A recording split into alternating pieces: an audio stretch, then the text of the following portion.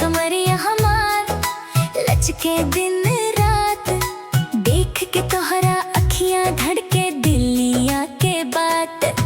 चांद जैसन चेहरा मीठ बा मुस्कान, तोहरे बिना लागे सुनाई जहान। चुनरिया उड़ेला बहेला पुरवैया, संगे तोहरा बीते हर एक घड़ैया।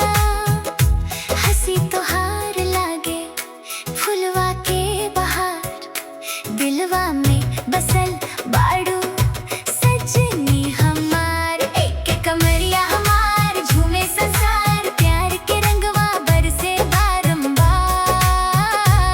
संगे तोहरा सजनी हर दिन त्योहार। एक कमरिया हमार जान से प्यार।